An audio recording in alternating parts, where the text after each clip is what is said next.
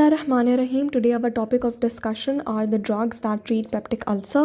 इसकी classification जो है वो इस तरीके से हमने की है that number one the drugs that inhibit gastric acid secretion. ठीक है, अब आप ख़ुद सोच के बताओ कि गैस्ट्रिक एसिड सिक्रीशन कौन से फैक्टर्स की वजह से होती है. ठीक है, एसिटाइलकोलिन की वजह से, गैस्ट्रिन की वजह से या फिर हिस्टामिन की वजह से. ठीक है, तो इसी वजह से इसकी कैटेगरी में हमने लिखे हैं histamine receptor blockers, specifically H2 receptor blockers, not H1. ठीक है, उसके बाद हमारे पास जो हाइड्रोजन पोटाशियम पंप है उसको ब्लॉक करने वाले प्रोटॉन पंप इनहिबिटर्स. ठीक है, इसी तरह एसिटाइलकोलिन को ब्लॉक करने वाले एंटीकोलिनर्जिक्स. मैंने 3 फैक्टर्स बताए थे ना, gastrin, acetylcholine and histamine. Histamine को ब्लॉक करने वाले हो गए हिस्टामिन रिसेप्टर ब्लॉकर्स, एसिटाइलकोलिन को ब्लॉक करने वाले हो गए एंटीकोलिनर्जिक्स. ठीक है, और एक हो गया हमारे पास प्रोटॉन पंप इनहिबिटर, जिसको भी मैं डिटेल में एक्सप्लेन करूँगी in prostaglandin analogues, particularly prostaglandin E. ठीक है, सो ये जो पहली कैटेगरी है drugs that inhibit gastric acid secretion, इसके अंदर फर्दर ये 4 सब टाइप्स हैं. The second category are the drugs that neutralize acid which are basically antacids. Third category are the ulcer protective mucosal protective agents. And the fourth category are the anti-H. pylori drugs. ठीक है, सबसे important part to remember is that when we use the term peptic में आपके पास peptic ulcer में gastric ulcer and duodenal ulcer both are included. Talking about histamine receptor blockers. ठीक है, अब इन जितने टॉपिक्स हैं, ठीक है, उन सबको हमने अंडर दीज हेडिंग्स स्टडी करना है. What is the mechanism of action, pharmacokinetics, what is the use of the drug. ठीक है, एडवर्स इफेक्ट्स. ठीक है, and the drug to drug interactions. ठीक है, starting with the mechanism of action. ठीक है, ये एक बहुत अच्छी डायग्राम है जो कि लिपिनकॉट में दी गई है. इसमें आपको ये सारा का सारा क्या शो कर है, this is basically the parietal cell, and यहाँ पर ये हमारे पास क्या है, that is the lumen of the stomach. Lumen of the stomach के पास एक हाइड्रोजन पोटाशियम पंप है जिसको हमने एक्टिवेट करना है. एक्टिवेट करेंगे तो hydrogen will be pumped inside the lumen of the stomach and potassium will be pumped outside या फिर आप कह सकते हो कि इनसाइड द पेराइटल सेल. ठीक है, अब बेसिकली हमने इस हाइड्रोजन पोटाशियम पंप को एक्टिवेट करना है. उसके लिए there are number of factors. ठीक है, जिसमें सबसे पहले क्या है, एसिटाइलकोलिन. ठीक है, तो उसके लिए हम लोग इसको ब्लॉक करने के लिए विल बी यूजिंग एंटीकोलिनर्जिक्स. फिर यहाँ पर है हमारे पास हिस्टामिन, फिर आ जाता है आपके पास प्रोस्टाग्लैंडिन. ठीक है, और ये आ गया हमारे पास गैस्ट्रिन. अब सीन ये है कि जो आपके पास हिस्टामिन है और प्रोस्टाग्लैंडिन्स हैं, ठीक है, they activate protein kinases via the G protein coupled receptor pathway. ठीक है, और जो एसिटाइलकोलिन है और गैस्ट्रिन है वो मे बी फॉस्फोलाइपेज सी और जिसमें कैल्शियम इन्वॉल्व होता है, दैट पाथवे के through they will be activating the protein kinase. Ultimately आपके पास होना क्या है कि इस प्रोटॉन पंप को हमने एक्टिवेट करना है. ठीक है, तो ये मैं अभी आपको रिस्पेक्ट से बता रही हूँ विद रिस्पेक्ट टू हिस्टामिन के हिस्टामिन ने क्या करना है. So histamine will be acting on the histamine receptors, particularly H2 receptors. It will be activating this G stimulatory, which will be activating the guanylyl cyclase, increasing the concentration of the second messenger, that is cyclic AMP, activating protein kinases, and those protein kinases will activate the hydrogen potassium pump, leading to the secretion of hydrogen in exchange for potassium inside the lumen of the stomach. ठीक है, after discussing the mechanism of action let's talk about pharmacokinetics. ठीक है, orally दी जाती है ये हमारे पास histamine receptor blockers. अच्छा, histamine receptor blockers में क्या क्या शामिल है, ऊपर मैंने बताया था, सिमेटिडीन, रानोटिडीन, फैमोटिडीन एंड निज़ाटिडीन. ठीक है, ओरली दी जाएंगे, बॉडी के ब्रेस्ट मिल्क में भी जाएंगे और प्लेसेंटा में भी जाएंगे. ठीक है, और एक्सक्रीशन होगी वाया द यूरिन. इसकी हाफ लाइफ जो है वो इंक्रीज़ हो जाएगी इन पेशेंट्स विद रीनल डिसफंक्शन. ठीक है ना, जिन लोगों को रीनल डिसफंक्शन होगा उनके अंदर हाफ लाइफ इंक्रीज़ हो जाएगी क्योंकि इसकी एक्सक्रीशन है वाया द यूरिन. सो इस वजह से जो पेशेंट्स हैं विद रीनल डिसफंक्शन उनके अंदर डोज एडजस्टमेंट करनी पड़ेगी. यूजेस क्या है, ठीक है, इसके it is used in the treatment of acute stress ulcers along with PPIs, and it is also used in the treatment of heartburn और GERD along with PPIs. Next category हमारे पास PPIs ही हैं, लेकिन उससे पहले मैं एडवर्स इफेक्ट्स तो बता दूँ, ये भूल ही गई. एडवर्स इफेक्ट्स में हमारे पास क्या होते हैं, एंडोक्राइन इफेक्ट्स भी और CNS इफेक्ट्स भी हैं. ठीक है, एंडोक्राइन इफेक्ट्स क्या हैं, that is it causes gynaecomastia and it causes galactorrhoea. ठीक है, और CNS इफेक्ट्स में क्या है, कन्फ्यूजन है एंड ऑल्टर्ड मेंटल स्टेट है. और ये जो ऑल्टर्ड मेंटल स्टेट है that occurs primarily in the elderly and after IV administration. ठीक हो गया. अच्छा, अब हम बात करते हैं about the drug to drug interactions. Basically क्या है कि इन्होंने आपके एसिडिक इन्वायरमेंट को कम कर देना है। तो वो ड्रग्स जिनको एसिडिक इन्वायरमेंट चाहिए, फॉर एग्जांपल कीटोकोनाजोल, ठीक है, so it will reduce the efficacy of drugs that require acidic environment such as ketoconazole. और इसके अलावा जो सिमेटिडीन है, ठीक है, ये इनहिबिट कर देता है साइटोक्रोम P450 को। तो साइटोक्रोम P450 जिन ड्रग्स को मेटाबोलाइज कर रहे हैं वो प्रॉपर्ली मेटाबोलाइज नहीं हो पाएंगे, जिसकी वजह से उन ड्रग्स की कॉन्सेंट्रेशन ब्लड में इंक्रीज़ हो जाएगी या प्लाज्मा में इंक्रीज़ हो जाएगी। वो कौन कौन से ड्रग्स हैं? Warfarin, phenytoin and clopidogrel. Clopidogrel जो है बेसिकली क्या है, that is an anti platelet drug. तो अब क्लोपिडोग्रिल की अगर कॉन्सेंट्रेशन इंक्रीज़ हो जाएगी तो ब्लीडिंग का चांस ज़्यादा हो जाएगा। नेक्स्ट हमने पढ़ने हैं PPIs। इसमें आ जाते हैं omeprazole, pantoprazole and esomeprazole, omeprazole, pantoprazole and esomeprazole. ठीक है, इसके मैकेनिज्म ऑफ एक्शन में क्या है कि हमने इस प्रोटॉन पंप को इनहिबिट करना है। अब बेसिकली PPIs वीक बेसिस हैं and they are also prodrugs. Prodrugs का क्या मतलब है, यानी कि ये एक एसिड रेजिस्टेंट एंटेरिक कोटिंग में होते हैं ताकि उनकी प्रीमेच्योर डिग्रेडेशन ना हो। ठीक है, तो ये अपनी मेच्योर फॉर्म में कब आते हैं कि जब अल्कलाइन मीडियम उनको मिलता है ड्यूडेनम के अंदर, तो वो एंटेरिक कोटिंग रिमूव हो जाती है और फिर वो एब्जॉर्ब हो जाते हैं, then they are transported to the parietal cells. ठीक है, और फिर वहाँ पर वो एक स्टेबल कोवलेंट बॉन्ड बना देते हैं with the hydrogen potassium ATPase enzyme. ठीक हो गया। तो अगर आपको बहुत फास्टर एब्जॉर्प्शन चाहिए, आप चाहते हैं कि ड्यूडेनम तक ये अपनी एक्टिविटी ना करे, पहले स्टमक में एक्टिविटी स्टार्ट हो जाए, तो उसके लिए यू कैन गिव ओमिप्राजोल के साथ you can give sodium bicarbonate, ताकि उसको पहले से ही कितना अल्कलाइन इन्वायरमेंट मिल जाए कि वो एंटारिक कोटिंग डिग्रेड हो जाए। यूजेस में क्या आ जाते हैं? It is used for the treatment of GERD, erosive oesophagitis, active duodenal ulcer. ठीक है, और इसके अलावा pathological hypersecretory conditions like Zollinger Ellison syndrome, NSAID induced ulcers, stress ulcer prophylaxis and management. और PPIs जो हैं they are combined with antimicrobials for the eradication of H. pylori। ठीक है, फार्माकोकाइनेटिक्स में ये है कि हम ओरली देते हैं, that is 30 to 60 minutes before breakfast. ठीक हो गया। और इसकी हाफ़ लाइफ होती तो बहुत फ्यू आवर्स है, लेकिन इसका ड्यूरेशन ऑफ एक्शन प्रोलॉन्ग्ड, और ये बात इंपॉर्टेंट है, याद रखनी है। ये क्वेश्चन वाइवा में पूछा जा सकता है कि हाफ़ लाइफ तो इसकी कम है लेकिन इसका ड्यूरेशन ऑफ एक्शन ज़्यादा क्यों है? तो इसका ड्यूरेशन ऑफ एक्शन इस वजह से ज़्यादा है कि ये कोवलेंट बॉन्ड बनाता है विद द प्रोटॉन पंप।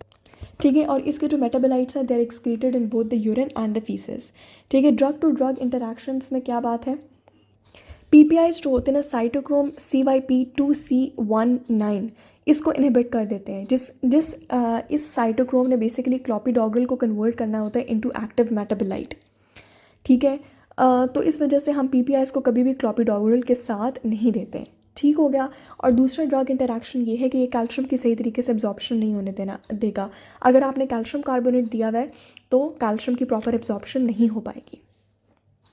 एक बात याद रखनी है, जो पीछे हम लोगों ने पढ़ा था, क्या पढ़ा था? Histamine receptor blockers.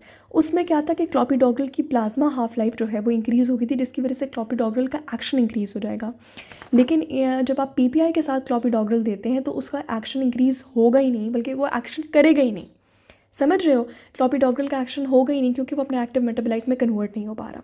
अच्छा, एडवर्स इफेक्ट्स ये हैं कि कैल्शियम की क्योंकि एब्जॉर्प्शन नहीं हो पा रही तो रिस्क ऑफ फ्रैक्चर्स इंक्रीज़ हो जाता है, खास तौर पर when there is a very prolonged use of a PPI। ठीक है, अब इसके अलावा ये कि विटामिन B12 डेफिशिएंसी हो जाती है, क्योंकि विटामिन B12 को एक एसिडिक एनवायरनमेंट चाहिए अपनी एब्जॉर्प्शन के लिए, और ये तो एसिडिक एनवायरनमेंट को कम कर देते हैं, ख़त्म ही कर देता है।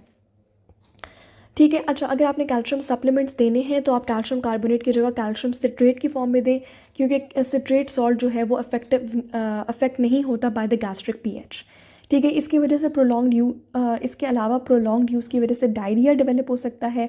ठीक है, इंक्रीज रिस्क ऑफ निमोनिया हो सकता है एंड हाइपोमैग्नीसीमिया, क्योंकि हाइड्रोजन जो है क्या हो सकता है, हाइड्रोजन तो नहीं है ह्यूमन के अंदर लेकिन क्लोराइड्स तो है ना। सो मैग्नीशियम में combine with chloride to form magnesium chloride and magnesium won't be absorbed itself as a mineral.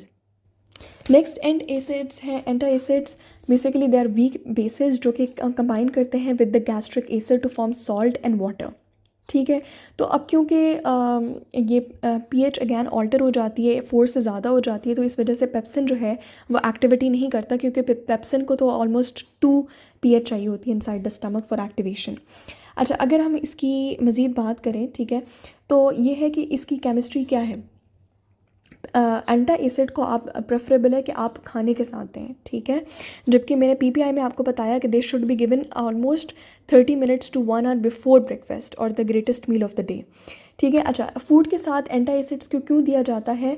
क्योंकि फूड जो है वो आपके गैस्ट्रिक एम्पटिंग को डिले करता है, जिसकी वजह से एंटा एसिड को मज़ीद टाइम मिल जाता है फॉर इट्स एक्शन, उसका ड्यूरेशन ऑफ एक्शन प्रोलॉन्ग होता है, ठीक हो गया। अच्छा, अब इसमें हमारे पास ये है कि हमारे पास सिस्टमिक एंटासिड्स भी होते हैं और नॉन सिस्टमिक एंटासिड्स भी होते हैं। सिस्टमिक एंटासिड्स अच्छे नहीं होते या दे कैन कॉज ट्रबल, जिसमें क्या है कि they can cause sodium overload and they can cause systemic alkalosis, transient systemic alkalosis, ठीक है। जो कि नॉन सिस्टमिक है वो मैग्नीशियम हाइड्रोक्साइड है, दैट कॉजेज डायरिया, और aluminium hydroxide that causes constipation. तो फिर हम दोनों को मिला के दे देते हैं ताकि बोल मूवमेंट्स नॉर्मलाइज्ड रहें, ठीक है। आमतौर पर इनके जो केटाइंस हैं, मैग्नीशियम एल्यूमिनियम केटाइंस, इनकी वजह से ऐसा कोई प्रॉब्लम नहीं होता, but that problem of accumulation of cations that में अगर इन पेशेंट्स विद रीनल इम्पेयरमेंट, ठीक है। और इसके अलावा एक एडवर्स इफेक्ट इनका ये होता है कि दैट कैन कॉज बेल्चिंग और एब्डोमिनल डिस्टेंशन।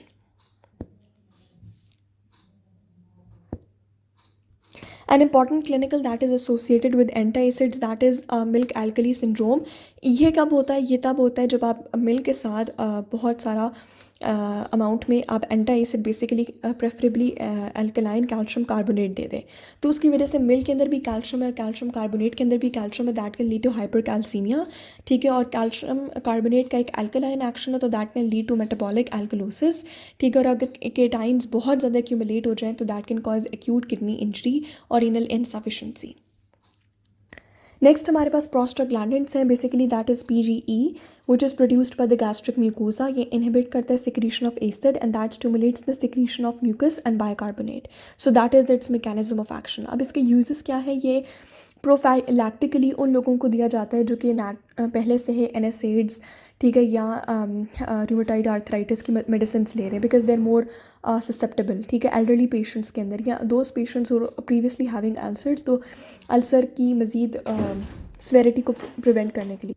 अच्छा, it is contraindicated in pregnancy क्योंकि ये अगेन प्रोस्टाग्लैंडिन है, it increases uterine contractions leading to miscarriage. इसके एडवर्स इफेक्ट्स में क्या आ जाता है? Diarrhoea. Diarrhoea is one of the adverse effect, that is dose related diarrhoea is the most common adverse effect and that limits the use of this agent. फिर आ जाते हैं हमारे पास म्यूकोजल प्रोटेक्टिव एजेंट्स। इसमें हमारे पास दो हैं, ठीक है। वन इज़ सुक्राल्फेट, ठीक है, which is basically the combination of aluminium hydroxide and sulphated sucrose. ये जो कॉम्प्लेक्स है ये बाइंड करता है with the positively charged glycoproteins in the mucosa of the stomach, ठीक है, क्रिएटिंग अ फिजिकल बैरियर। तो इसमें कोई केमिकल एक्शन नहीं है, कोई रिएक्शन नहीं है, बस एक फिजिकल किस्म का बैरियर है जिसकी वजह से वो एक अल्सर को कोट कर देता है और उस अल्सर को हील होने में हेल्प करता है, ठीक हो गया। What are the uses of sucralfate? It is used for the treatment of duodenal ulcers and for the prevention of stress ulcers, ठीक हो गया। और इसके ड्रग इंटरैक्शंस ये हैं कि that shouldn't be taken with PPIs, ठीक है, या हाइड्रोजन एंटागनिस्ट्स और एंटासिड्स। मतलब अगर आप म्यूकोजल प्रोटेक्टिव एजेंट्स दे रहे हैं तो और कोई ड्रग इन कॉम्बिनेशन ना दें। क्यों ना दें? क्योंकि PPIs को एक एसिडिक PPIs जो हैं वो एसिडिक pH को ऑल्टर करते हैं, जबकि ये जो म्यूकोजल प्रोटेक्टिव एजेंट्स या सुक्राल्फेट है, ठीक है, इसको एक एसिडिक एनवायरनमेंट चाहिए एक्टिवेशन के लिए, ठीक हो गया। फिर हमारे पास है बिस्मथ सब सैलिसाइक्लेट। इसका मैकेनिज्म ऑफ एक्शन ये है कि एक तो ये एक एंटी माइक्रोबियल है, यानी कि it is given in combination with some antibiotics और माइक्रोबियल्स के साथ दिया जाता है for eradication of H. Pylori, ठीक है। इनहिबिट करता है पेप्सिन को, डिक्रीज करता है secretion of mucus and it interacts with glycoproteins in the necrotic mucosal tissue to coat the ulcer, ठीक है। After talking about the ulcer protectives, ठीक है, let's talk about H. pylori, ठीक है। H. pylori is basically a gram negative bacteria और उसकी eradication के लिए there is a triple therapy and a quadruple therapy.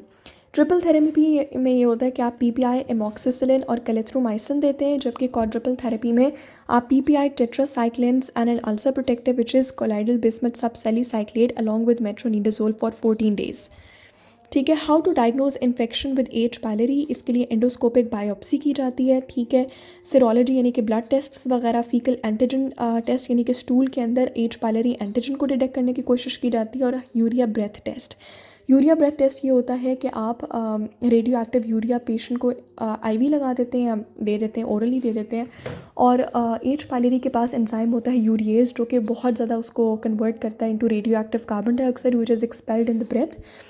तो ये सीन होता है, ठीक है। Comparison of antacids versus H2 receptor blockers that are histamine receptor blockers. So antacids are short lived, ये क्विकली न्यूट्रलाइज कर देते हैं लेकिन इनका एक्शन बहुत शॉर्ट लिव्ड होता है, जबकि H2 रिसेप्टर ब्लॉकर्स जो हैं ये 45 मिनट्स लेंगे, ठीक है, लेकिन ये रिवर्सिबली ब्लॉक कर देंगे एसिड की सिक्रीशन को। तो ये हो गया हमारा टॉपिक कंप्लीट।